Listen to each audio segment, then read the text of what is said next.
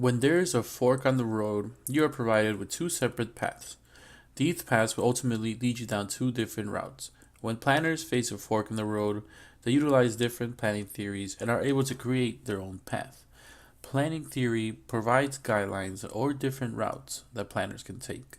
These guidelines exist to provide planners with different possibilities on approaching certain subjects. Planners then decide the best route according to their judgment. There are various theories that planners can learn from and form their own theory. There is no one perfect theory, and there are various theories that are incompatible with each other, but each planner develops their own unique theory. Through my planning experience, I can say that advocacy and equity planning have helped shape my path. This is what I believe theory has to offer me and many planners around the world. One of my most notable planning experience has been with the Little Village Environmental Justice Organization.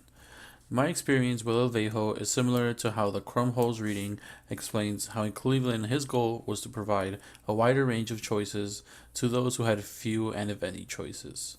With El Vejo, I worked on multiple projects alongside the community.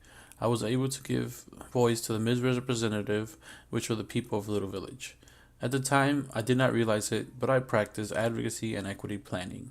One project involved surveying community brownfield sites and providing different redevelopment scenarios.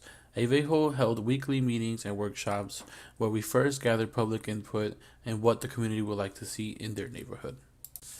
Through the practice of advocacy planning, the community was presented with different scenarios and we were able to discuss which one would benefit them the most. The community together developed alternative solutions and ultimately chose an option that everyone was satisfied with. Through advocacy planning, we were able to provide them with different resources that the community didn't have, and we were able to demonstrate how the community itself can come together and have a voice. Paul Davidoff, in his article, Advocacy and Pluralism in Planning, states that advocacy's planning purpose is to improve conditions for all people while emphasizing resources and opportunities for those lacking in both, and to expand representation and participation of traditionally excluded groups in the decisions that affected their lives. Through this project, I was able to put this into practice. We emphasized resources while trying to expand representation and participation of this excluded community.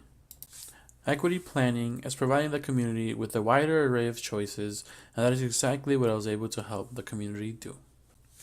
Through equity planning, we were able to set up ESL classes for children and their parents.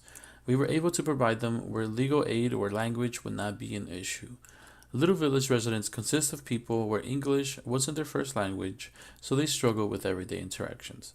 Avejo aimed to reduce these language barriers so its residents would not miss out on any opportunities that could help them in the long run. One example of these opportunities would be applying for grants or loans for small businesses. Avejo was able to build bike repair stations. This not only encouraged bike usage, but it gave bicyclists a chance to fix their bikes for free or at lowered cost.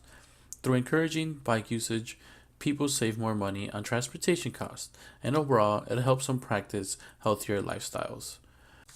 Through all of my planning experiences, I was able to pave my own road.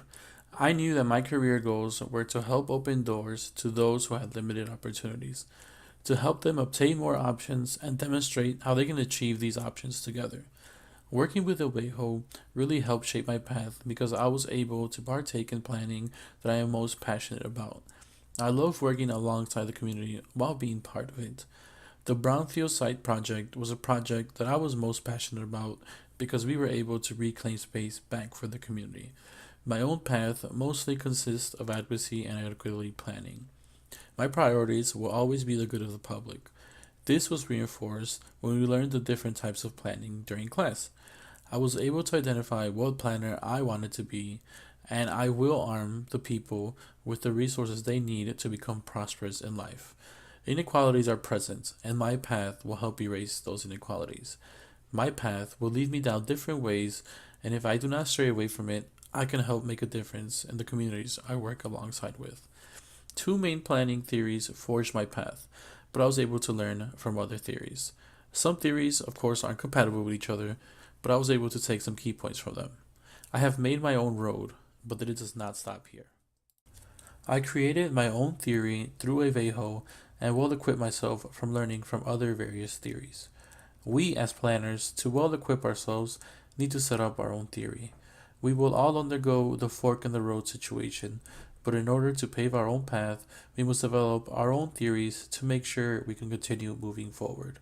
We will all continue to create our own roads, and we need to make sure that we never stop creating them.